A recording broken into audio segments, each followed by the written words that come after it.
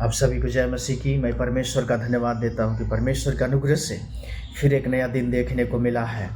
मैं आशा करता हूं कि आप सभी लोग प्रभु में अच्छे होंगे, स्वस्थ होंगे, भले चंगे होंगे। आज अगर संसार में देखा जाए तो बहुत से ऐसे लोग हैं जो आज के दिन को नहीं देख सके और इस दुनिया से चले गए, लेकिन ये परमेश्वर का बहुत बड़ा अनुग्रह है कि हम और आप जीवित पाए जाते हैं। आज मैं एक वचन आपके सामने शेयर करना चाहता हूँ। एक विशेष टॉपिक के साथ आपके साथ मैं उपस्थित हूँ।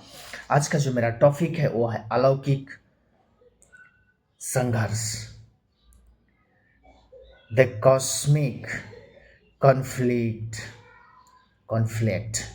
सो इस चीज को हम आज देखेंगे। अलौकिक संघर्ष क्या था? अलौकिक संघर्ष क्यों इसे अलौकिक कहा गया है? आइए हम बाइबल के साथ समझते हैं। जब आप उत्पत्ति की किताब जब आप पढ़ेंगे उसका 3 अध्याय 15 वचन, तो यहाँ पर स्पष्ट लिखा हुआ है, और मैं तेरे और इस स्त्री के बीच में और तेरे वंश और इसके उसके वंश के बीच में बैर उत्पन्न करूंगा। वह तेरे सिर को कुचल डालेगा और तू उसकी एड़ी को डसेगा। ये उस समय की बात है दोस्तों, जब आदम और हवा पाप कर दिए थे और परमेश्वर ने वहां पर न्याय किया सांप के साथ और आदम के साथ। तो सांप को या शैतान को परमेश्वर ने यह श्राप दिया। उसने कहा कि मैं तेरे और इस स्त्री के वंश के बीच में बैर उत्पन्न करूंगा। वह तेरे सिर को कुचल डालेगा और तू उसके एड़ी को डसेगा। ये श्राप शैतान को परमेश्वर ने दिया था उस टाइम पर, और इसलिए इसको कहते हैं अलौकिक संघर्ष। ये क्यों संघर्ष में बदल गया?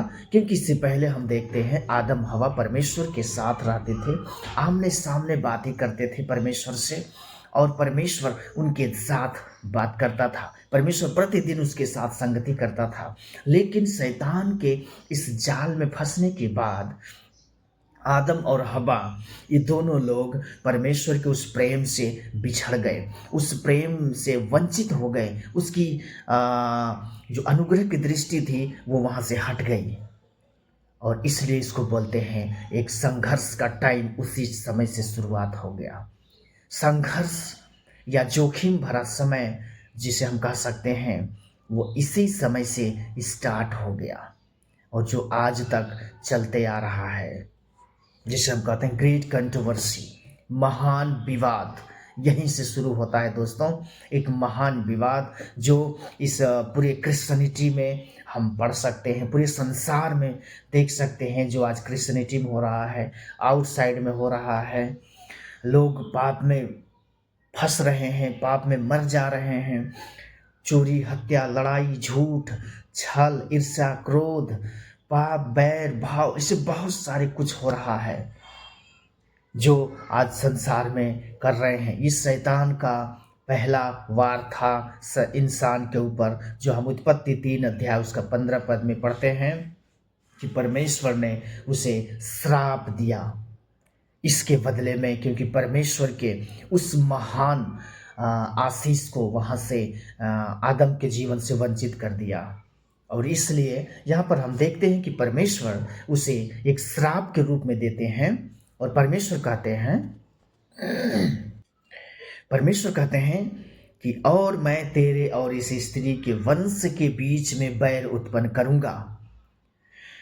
वह तेरे सिर को कुचल डालेगा और तू उसके एड़ी को डसेगा। बस और कुछ नहीं कर सकता है।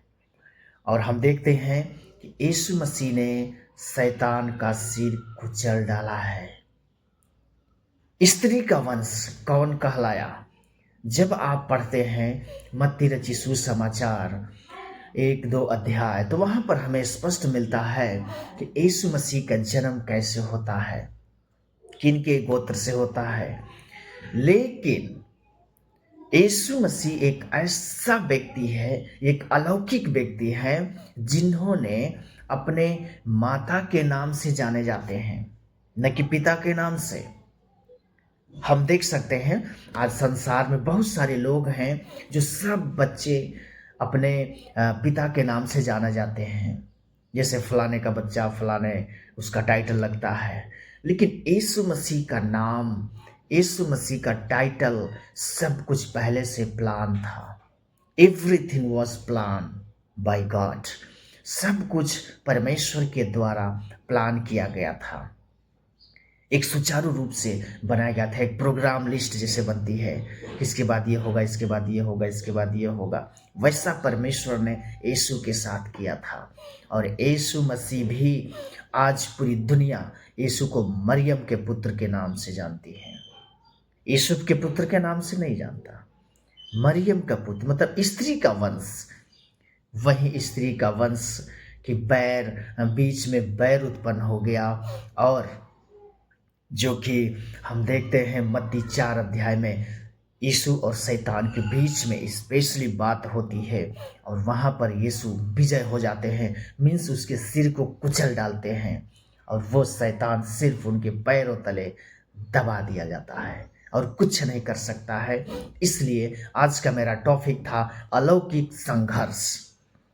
अलौकिक संघर्ष, जो संघर्ष आज तक पूरी दुनिया करती आ रही है कि हम कैसे परमेश्वर को पाएं, हम कैसे परमेश्वर के प्रेम को पा सकते हैं, हम कैसे परमेश्वर में आगे बढ़ सकते हैं, या हम कैसे परमेश्वर के प्रति अपना प्रेम प्रकट कर सकते हैं।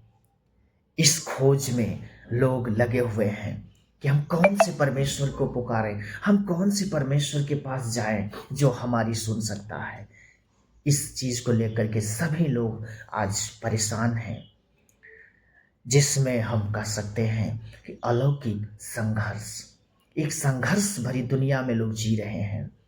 और ये वचन हमें स्पष्ट करता है कि ये बात तो पहले से शुरुआती तौर से ही परमेश्वर ने कह दिया था कि मैं तेरे और इस स्त्री के वंश के बीच में बैर उत्पन्न करूंगा और तू कुछ नहीं कर सकता, सिर्फ उसके एड़ी को डस सकता है। और हम देखते हैं मत्ती 4 अध्याय में कि यीशु मसीह जब शैतान के साथ यीशु का इनकाउंटर होता है तो वहाँ पर यीशु और शैतान दोनों जो है जब बातें करते हैं तो लास्ट में यीशु जीत जाते हैं और यीशु उसके सिर को कुचल डालते हैं ताकि उसको सब कुछ खत्म किया जा सके।